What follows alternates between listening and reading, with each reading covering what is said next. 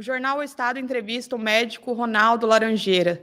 Ele tem 40 anos de experiência na medicina, é professor de psiquiatria na Universidade Federal de São Paulo, fez um discurso atualmente no Congresso que chamou a atenção sobre os ativistas que defendem a legalização das drogas. O assunto está em pauta porque o Supremo Tribunal Federal está discutindo a liberação de uma pequena quantia de droga. Olá, doutor. Olá, tudo bem? É um prazer estar aqui presente no Estado e debater esse assunto que interessa a todos nós, a todas as nossas famílias e principalmente as nossas próximas gerações. O senhor tem acompanhado, cada voto aí dos ministros e suas justificativas para liberar o porte de droga para consumo próprio.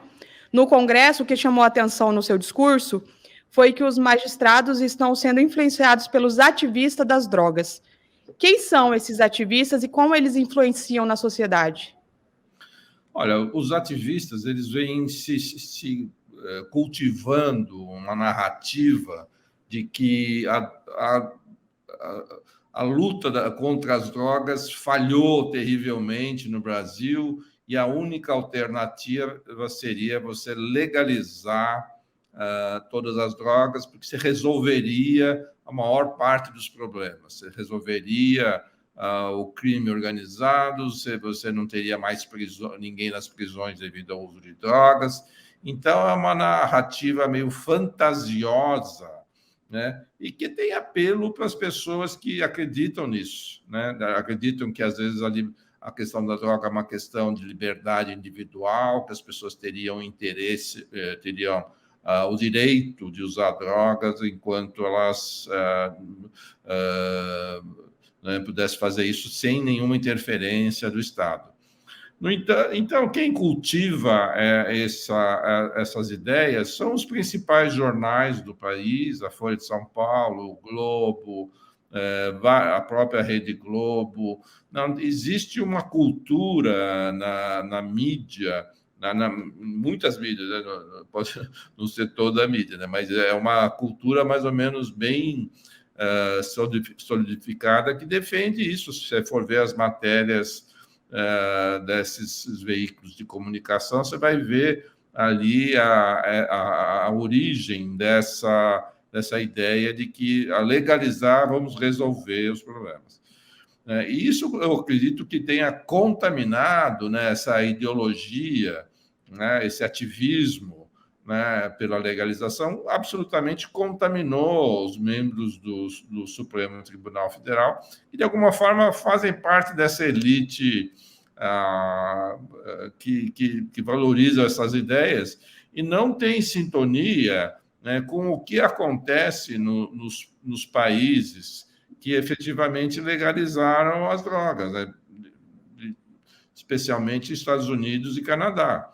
Os Estados Unidos passou por um aumento de consumo de drogas terrível, né?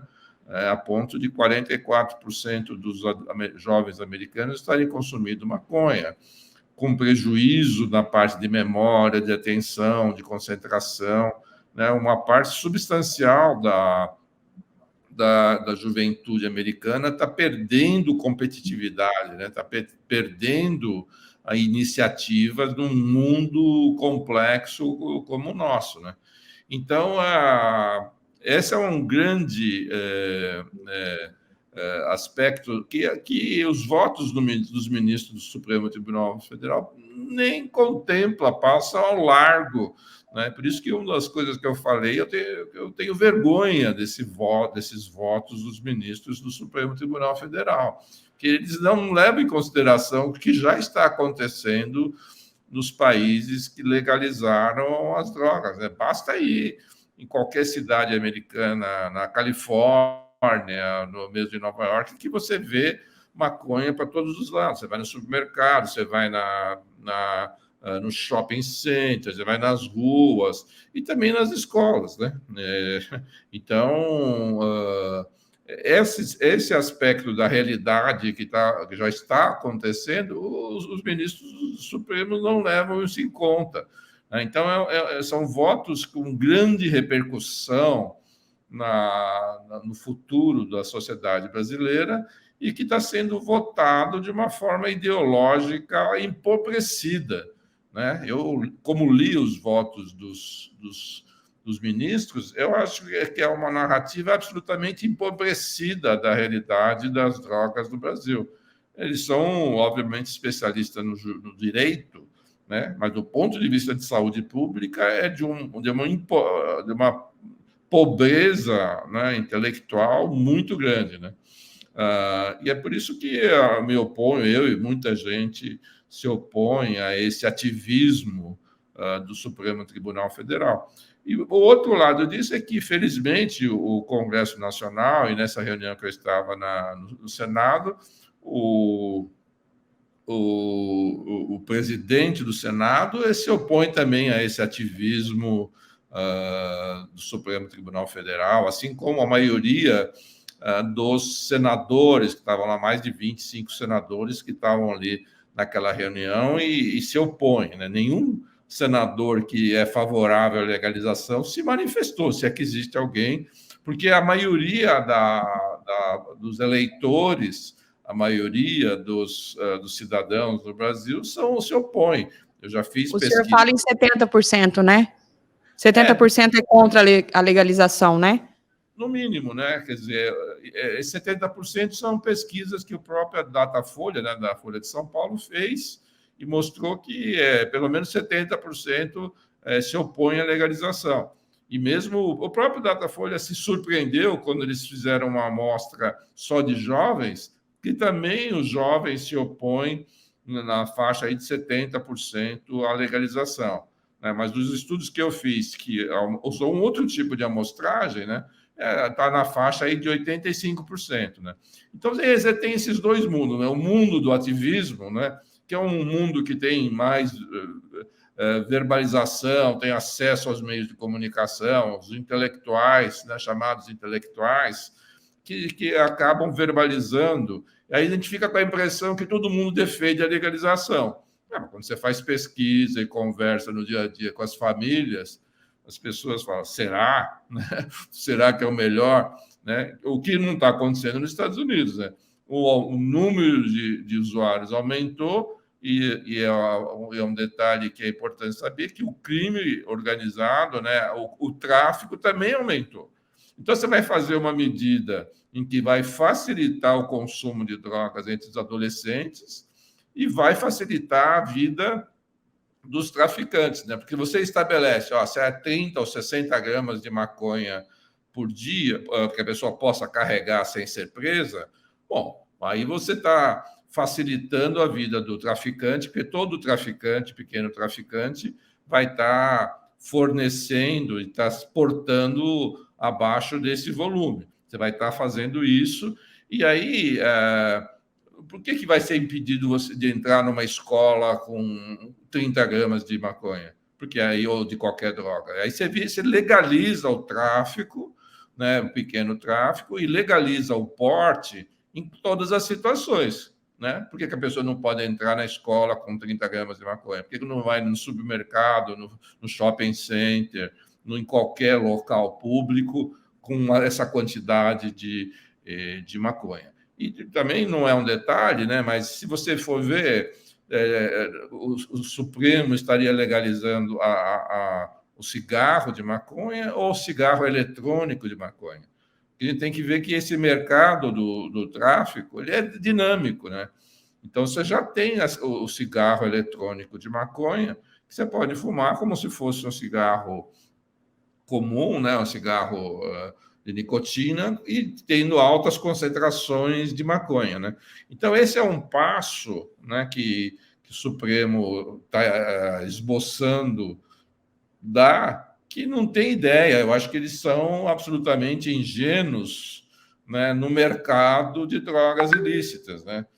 E que isso, né, vai afetar as próximas 2, 3 gerações de brasileiros, como está afetando nos Estados Unidos. Né? Então, os Estados Unidos não é um bom exemplo para nós, né? Porque outros países, a maioria não está legalizando a maconha. É uma mentira. Eu sempre falo que é uma mentira que todos os países estão legalizando. É mentira isso. os países escandinavos, né? Ninguém pensa em legalizar, né? Mesmo a maioria dos países europeus, os países asiáticos, a China, o Japão, se perguntar no Japão, vamos legalizar, não vai, isso não vai acontecer, né? Nas próximas décadas, que o Japão ou a China ou para os países do Oriente Médio, né? A gente teve a oportunidade da última Copa, que foi países do Oriente Médio, mesmo o álcool foi difícil lá para as pessoas conseguirem beber no Catar, né? Então, assim, por isso que está na essência, né, que tipo de sociedade a gente quer viver. Uma sociedade desses intelectuais libertários, aparentemente, mas irresponsáveis do ponto de vista social, né, que acham que vão fazer uma grande medida... olhar para o futuro, né, doutor? Legalizar a droga, né? Os intelectuais que estão lá no gabinete, eles defendem tudo, fácil defender, né? Mas a gente não pode esquecer que quem vai ser afetado é a população jovem e pobre, né? Que se tiver algum E tem o próprio detalhe que o senhor cita, né? Que um dependente, ele afeta 4 outras pessoas, né? Que são membros da família. Então, por isso que família e quem convive com esses tratamentos ficam contrários a essa possível decisão, né? Sim, né? Porque se você conversar com famílias que foram afetadas pela dependência química, né? E o meu argumento é que você tem um número substancial de famílias que foram afetadas, né? Pode não ser o filho, mas é o pai, a mãe, ou uma ou segunda geração. Essas famílias, elas realmente pagam um preço enorme, né? Você tem um filho que começa a usar maconha na adolescência, ele não vai conseguir ter uma capacidade plena no estudo, que é o que está acontecendo nos Estados Unidos. A pessoa fica com a memória meio alterada, ela fica meio com a disposição, com a autonomia, né? Isso a maconha prejudica, tem a tendência da pessoa ficar mais largada num momento da vida, né, dos 15 aos 25 anos, que ela precisa de maior pique, né, para construir a vida, construir a profissão, ter a autonomia dos jovens, né? E a maconha tira o brilho, né? As pessoas ficam sem brilho, né? Ficam largadas, é isso que a maconha produz, né? Não produz morte, né, diretamente, mas ela produz um estado torporoso que diminui a capacidade das pessoas de progredirem na vida, né? E é isso que né, as famílias sabem disso, principalmente as famílias que têm filhos usando maconha, que ele perde o brilho, né? Fica lá, às vezes pode ficar dias sem sair do quarto usando maconha e virar maconha, e aí fica nessa narrativa superficial dos próprios usuários, né, que é incorporado por essa mídia, por esses intelectualoides, de que a maconha não faz mal, é natural. Mas aí você vê essas pessoas que usam maconha, elas ficam sem rumo, sem propósito, e quem vai carregar essas pessoas, né, e essas pessoas, os jovens, têm filhos, e eles não vão prover nem para si mesmos, nem para os seus filhos. E os que vão prover para essa nova geração, filhos dos dependentes químicos, são os pais, os avós, né, que acaba custando, não custa para o Estado também, mas custa diretamente para a família, né? Você vai ter que carregar um filho usuário de maconha, ele não vai conseguir trabalhar plenamente, não vai ter autonomia e não vai cuidar bem totalmente da sua prole, né, dos seus filhos, né? Então, assim, você colocar tudo isso na equação, né? Eu, como médico, né, psiquiatra, e vejo isso todos os dias, eu não consigo falar, não, libera, vamos ter mais gente usando maconha e a sociedade vai acabar o tráfico, né, nós vamos tirar um monte de gente da prisão e vamos ficar uma sociedade melhor. Isso é uma estupidez, basicamente, né? Para mim, eu vejo isso. Quem acredita nisso está beirando a uma atitude estúpida, né? Porque não é o que acontece no mundo real. Basta ver o que acontece nos Estados Unidos, né? Quer dizer, e é mentira isso falar que as prisões estão cheias de usuários de maconha. Não, as prisões estão cheias de pessoas que usam maconha, né? Mas não estão lá porque estavam com 2 baseados na rua e recebeu 10 anos de prisão. Não, as pessoas que cometem furtos, homicídios e vários tipos de crimes consomem maconha e vão continuar consumindo maconha também nas prisões, né? Mas não quer dizer que você vai mudando a lei que o Supremo quer tentar fazer e nós vamos esvaziar as prisões de pessoas santinhas que são só consumidores de maconha.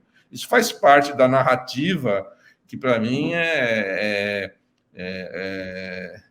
meio doentio. Eu me sinto muito mal com isso, no sentido de que não é verdade e nós vamos fazer que a nossa sociedade fique pior, né?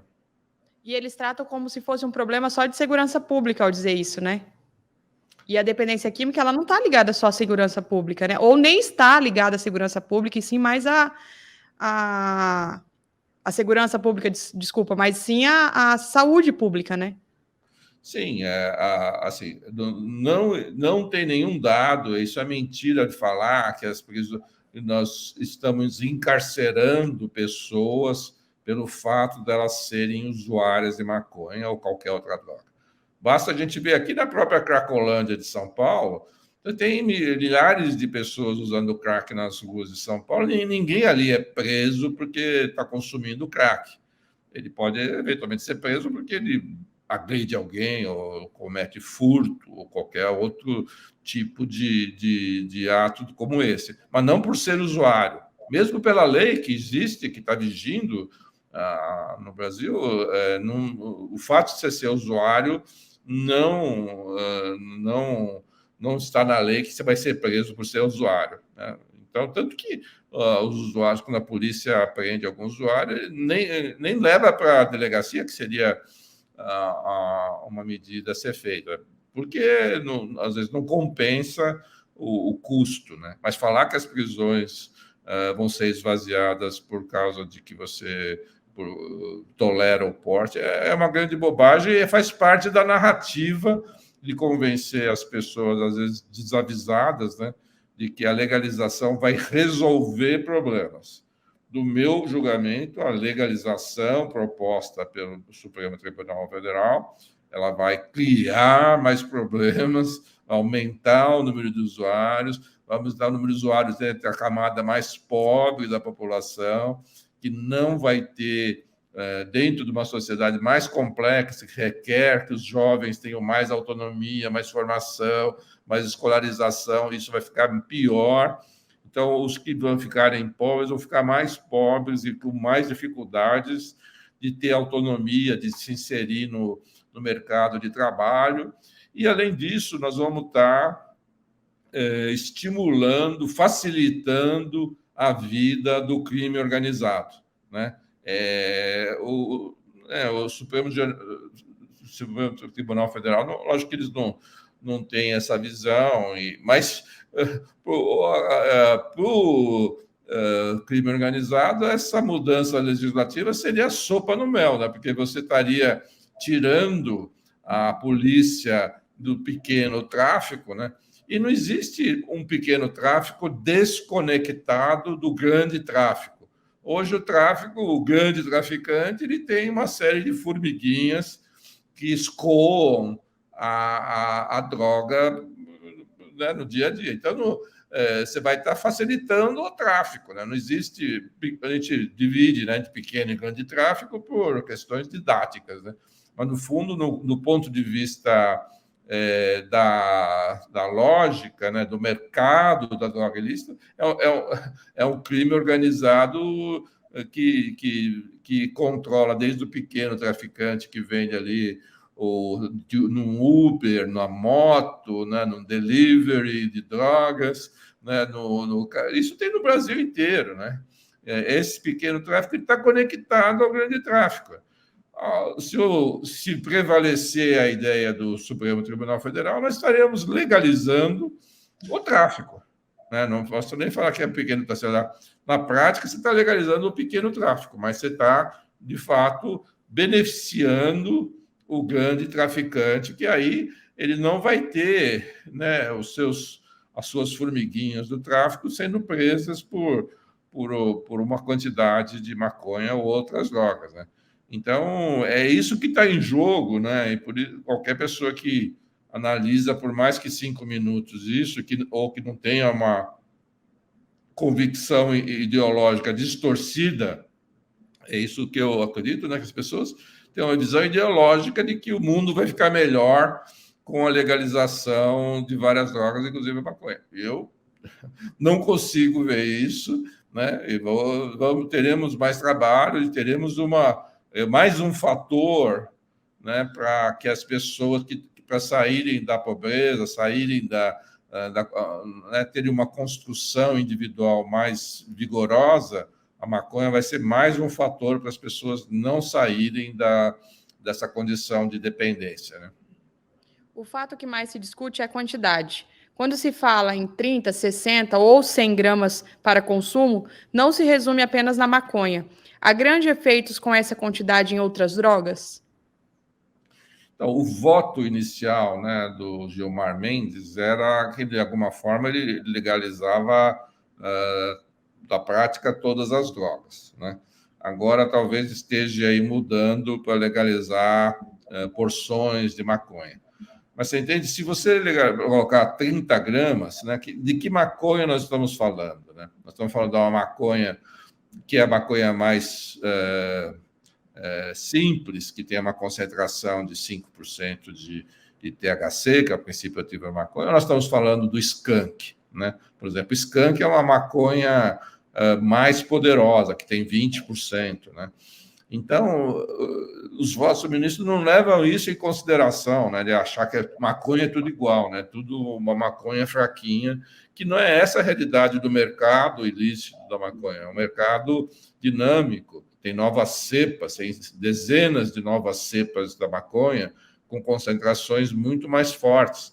É isso que está acontecendo também nos Estados Unidos. Se você for nas lojas que vendem maconha nos Estados Unidos, tem todas as cepas, mais de dezenas, né, talvez algumas centenas de novas variantes da maconha, com diferentes graus de concentração na maconha. Então, se estabelecer 30 gramas, 60 gramas, é de uma ingenuidade, né? Ou, na melhor das hipóteses, é uma ingenuidade ou desconhecimento dessa complexidade do mercado da droga ilícita, né?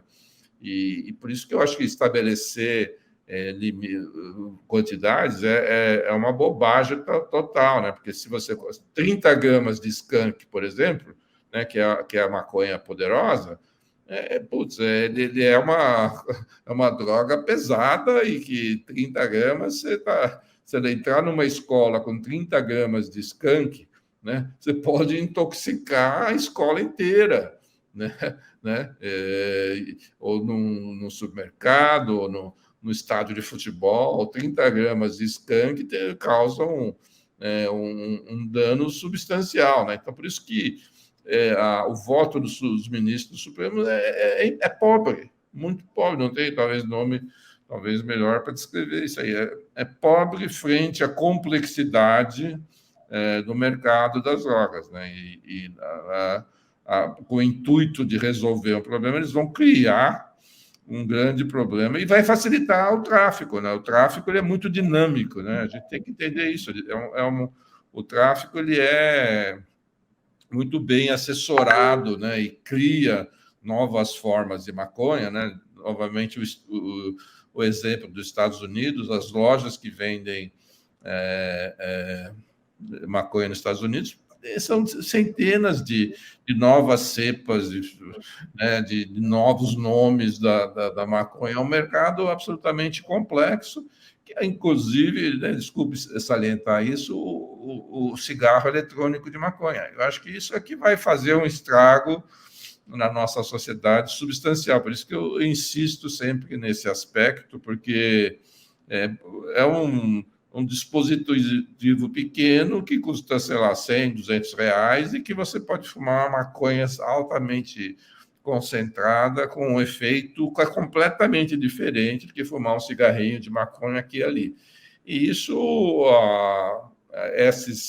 os ativistas da maconha não querem ouvir falar desse tipo de óbice, pela legalização. Eles acham que isso vai se corrigir, né? E eu, como profissional da saúde, acho que isso é um erro total, né? Liberano, o senhor acredita que aumentará o número de cracolândias pelas capitais do país, já que o consumo discutido é o mesmo que o consumo desses usuários? Eu não tenho dúvida disso, né? À medida que a sociedade flexibiliza as leis de drogas, né, você vai estar facilitando o setor de distribuição, né, no caso do crime organizado, e vai estar facilitando todo o comércio, né? É o que, de novo, o que aconteceu nos Estados Unidos, né? O número de usuários aumentou bastante, né, e o tráfico também aumentou, né? E no Brasil, que nós já temos uma facilidade grande aí da distribuição, né? Nós vamos ter mais situações como a Cracolândia aqui de São Paulo, né? Porque nós vamos facilitar. E a gente não pode esquecer quem vai estar lá, são várias classes sociais, mas especialmente a classe social mais vulnerável, que as pessoas vulneráveis vão ficar mais vulneráveis ainda pelo acesso barato, né? A gente não pode esquecer que a maconha é muito barata, né? Mesmo as pessoas muito com pouco dinheiro têm condições de comprar maconha. Então, nós vamos fazer que a maconha fique mais barata ainda, né? Porque não vai estar embutido o custo do tráfico, de ter pessoas presas, né? Nós vamos estar facilitando, vai ter mais competição entre grupos de tráfico e provendo maconhas mais fortes e mais baratas. Se fosse isso que a sociedade brasileira quisesse, eu não estaria aqui falando, né? Mas não é isso que a sociedade brasileira quer. Quem quer são esses intelectualoides de alguma parte da mídia e que contaminaram aí esses membros do Supremo Tribunal Federal, que não tem o voto popular, né? E não tem constitucionalmente a prerrogativa de mudança de lei, que é isso que eu espero que o Congresso Nacional, a Câmara e o Senado se oponham a esse ativismo, né? E que pode causar um prejuízo substancial para a nossa sociedade, né? O senhor é a favor de um plebiscito para discutir o tema? Olha, a princípio, eu acho que os nossos representantes eleitos, eles foram eleitos dentro de uma perspectiva que já contempla a não legalização, né? O voto majoritário da população brasileira, né, lógico que ele já, de alguma forma, sinaliza o que não quer. Então, seria uma questão de sensibilidade dos deputados. O Congresso já votou 2 vezes, né, que a lei é pela não legalização. Então, quer dizer, onde é que o Congresso não foi omisso nessa questão? Não, ele já votou 2 vezes, né, e na primeira vez, né, em 2009, né, teve audiências públicas em todas as capitais do Brasil e mais de outras 100 cidades. Então, nessa lei, o Congresso pode ter vários problemas, mas em relação a essa lei das drogas, o Congresso teve um acúmulo de debate muito grande em todas as audiências públicas, nas capitais, outras cidades, em Brasília. Então, se discutiu isso muito, né? E optou-se pela não legalização. Então, o Congresso já se manifestou, né, que seja a Câmara aprovada pelo Senado. E a própria Comissão de Constituição e Justiça da Câmara e do Senado também votou 2 vezes pela não legalização. Então, então o processo legislativo está muito bem baseado, né? O que está acontecendo é querer tumultuar o processo legislativo via Supremo Tribunal Federal. Mas eu acho que ou o Congresso tem a coragem do enfrentamento, né, que seja a Câmara, o Senado, principalmente, de não permitir que isso ocorra, e a própria manifestação do presidente do Senado é nesse sentido, ou o Congresso enfrenta, ou se o Supremo Tribunal desafiar o processo legislativo já estabelecido pelas duas casas do povo, aí eu acho que talvez o plebiscito pode ser uma solução, né, que eu não tenho dúvida que ganharia de larga margem contra a legalização. Mas a gente tem que colocar o plebiscito dentro desse contexto. Se o Congresso fraquejar, né, e não enfrentar o que ele já decidiu, né, majoritariamente com voto popular, se estiver frágil a esse ponto, aí o plebiscito é uma ideia que tem que ser colocada, né, mas não pode prevalecer 11 votos de ministros por um detalhe técnico, né, e dentro desse ativismo pela legalização, isso não, eu, como cidadão, eu não me sinto ofendido que isso ocorra dessa forma, né? Agora, falando da dependência em si, doutor, que mecanismo do corpo humano explica o processo de dependência da droga? Eu acho que qualquer droga que produza, ou qualquer substância, né, que produza prazer rápido, né, ela vai ter uma ação cerebral que vai causar aquilo que a gente chama de dependência, mas que existe a possibilidade da pessoa querer repetir o uso daquela substância para obter algum tipo de prazer, alívio, ou buscar um torpor que é visto de uma forma prazerosa, e isso acaba criando um cérebro que facilita o apetite exacerbado pelaquela experiência que a substância produziu, né?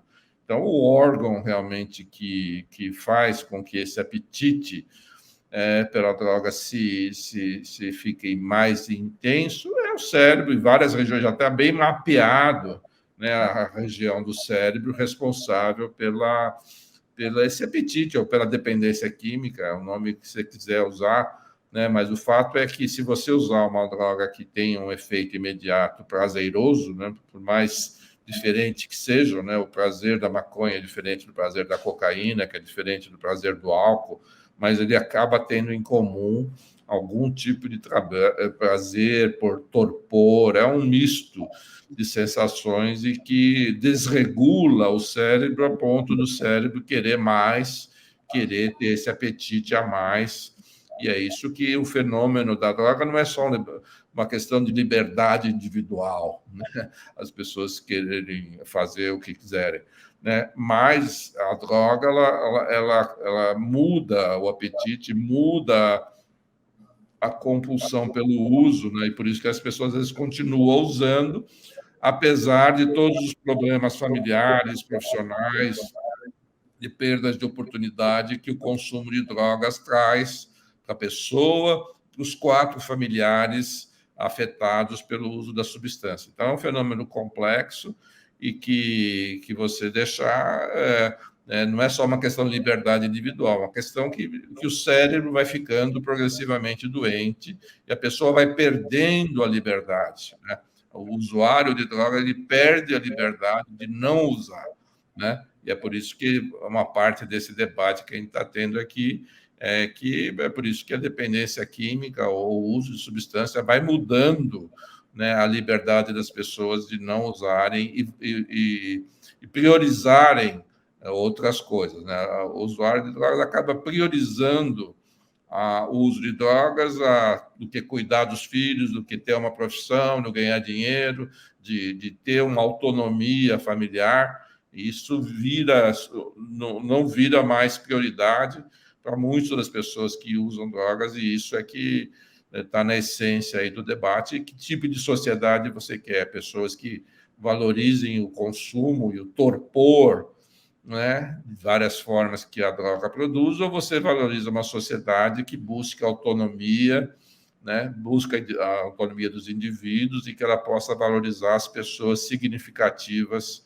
da sua vida, que é a sua própria família, né? Quais as dificuldades um usuário de droga enfrenta para voltar para a sociedade? Tem primeiro que a pessoa tem um período de abstinência, né?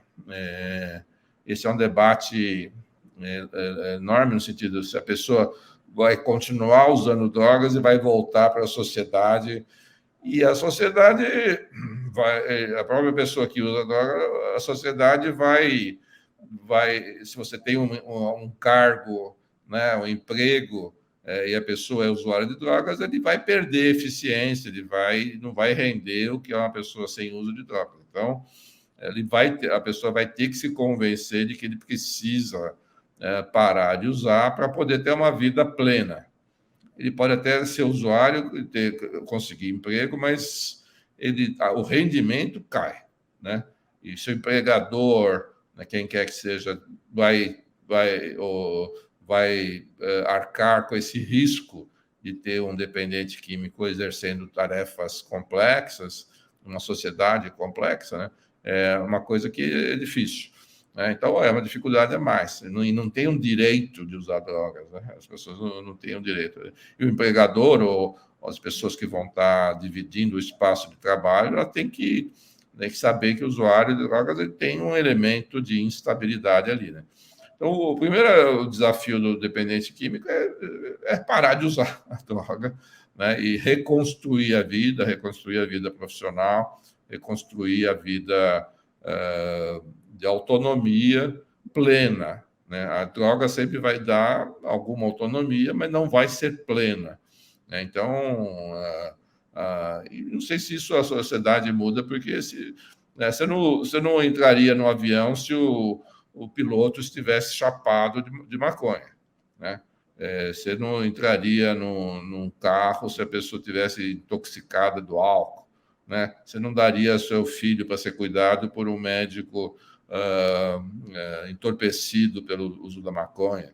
Então, você tem esses choques de realidade que está aí e que não vai, a sociedade não vai mudar. Eu não gostaria, nessas 3 situações que eu mencionei, que fazer parte dessa aventura de dar a minha própria vida ou a vida da minha família para a pessoa entorpecida pelo uso de qualquer droga, né? Muito se diz que a maconha cura e é inofensiva, que não causa dependência. É isso mesmo? Pelo que o senhor já falou, não, né? Não, acho que os estudos mostram, não é só minha opinião, né? Os estudos mostram aí que pelo menos 30%, 40% das pessoas que usam maconha ficam dependentes da maconha e começam a ter prejuízos significativos. Lógico que tem vários prejuízos piores, assim, tipo, aumenta a chance de ter esquizofrenia, que é a pior doença em psiquiatria, ou ficar deprimido, aumenta as taxas de suicídio. Isso que os estudos mostram, né? O usuário de maconha, principalmente, ele vai ter essas condições, esquizofrenia, depressão e taxas de suicídio maior, né? Então, isso ninguém pode discutir, isso são dados científicos, né? Mas, além disso, né, o usuário de maconha ele vai perdendo o brilho, né? Ele vai diminuindo a capacidade de memória, de atenção, de concentração, de fazer coisas no dia a dia, de ter o que a gente chama de função executiva, né? A capacidade de pensar, planejar e fazer uma coisa atrás da outra todos os dias, né? Por exemplo, essa disciplina, você pode chamar assim, o usuário de maconha vai perdendo, né? Pode perder pouco, né? Ou pode perder muito, né? Não precisa ter uma doença mental, né, plena e com todos os riscos que isso acarreta, né, para você ver o prejuízo, né, da maconha. Então, a maconha é longe de ser uma droga inócua, né? Pelo contrário, eu acho que que às vezes a maioria das pessoas que tem problemas com a maconha não é necessariamente o que fica esquizofrênico ou se mata. Acho que essa é uma porção substancial, mas ela é uma minoria. Mas a maioria dos usuários de maconha vão perdendo memória, vão perdendo capacidade de fazer as coisas, de ter disciplina, de ter... E isso já é uma complicação, né? Como que a maconha ela age na memória da pessoa, assim? Como que é esse caminho? Então, a maconha age no cérebro, né? E ela age na região do cérebro responsável pela complexidade da memória. A memória é uma função complexa, né? Ela vai deixando mais solto o processo de relembrar várias coisas, né? Então, de todos os estudos com somente jovens usuários de maconha, alteração de memória, alteração de atenção, concentração e de que a gente chama de função executiva, que é a capacidade de pensar e planejar, estão alteradas, né? Mesmo em doses pequenas, né? E isso faz a diferença, né? No dia a dia, né? O uso da maconha ela aumenta a chance de procurar outras drogas? Isso já é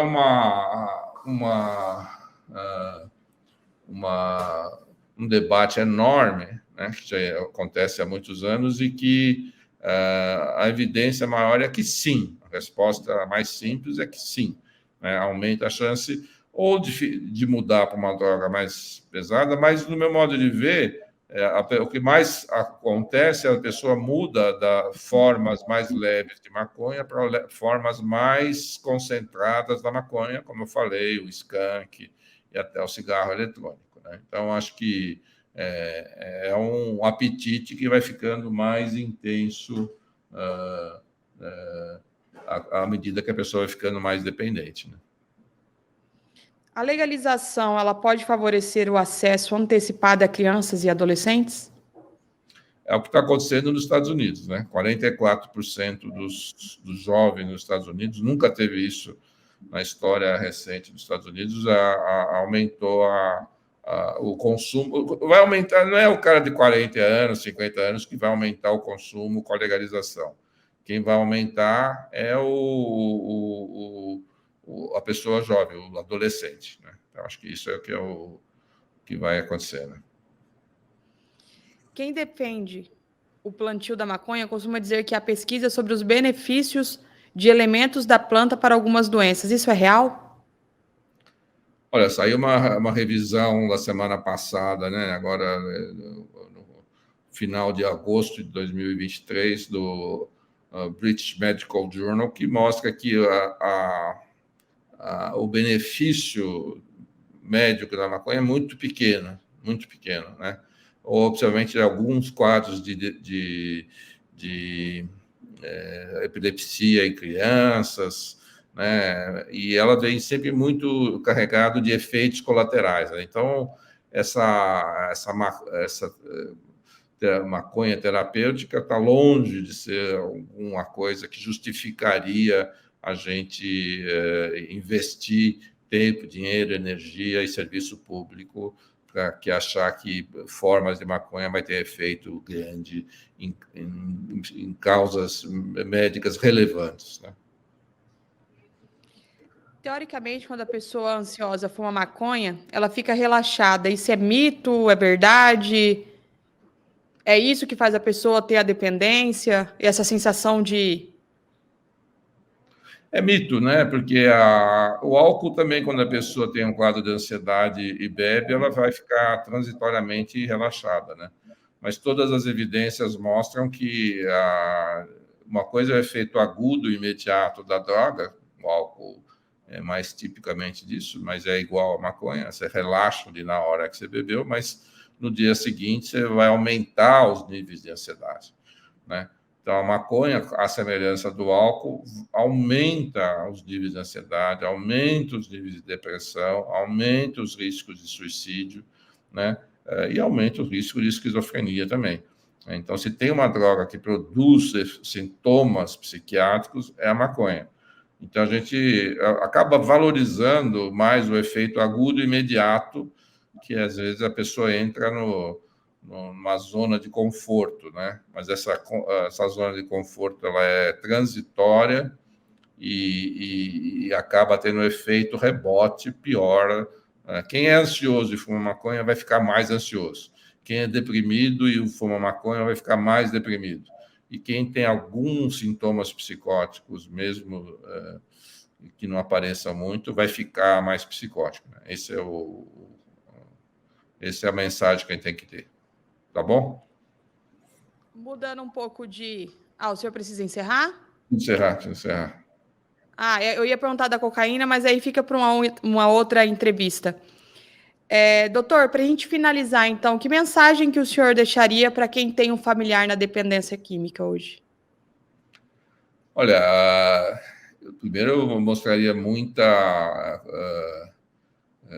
sintonia com essa família, né, que é um problema grave, né, que afeta aí um número substancial de familiares aqui no Brasil, né? Eu acho que essa família vale a pena ela procurar ajudas que já existem aí na maior parte das cidades do Brasil, das cidades, especialmente das grandes cidades, que é a Federação do Amor Exigente, né, que são grupos de familiares que se ajudam outros familiares como reagir a um filho ou um parente com dependência química, né? Tem os grupos de ajuda mútua, como Alcoólicos Anônimos, Narcóticos Anônimos, que são fontes de apoio familiar substancial, né? Então, acho que a família vale a pena escutar, vale a pena ela se familiarizar com familiares que tiveram casos gravíssimos na área de dependência química, né?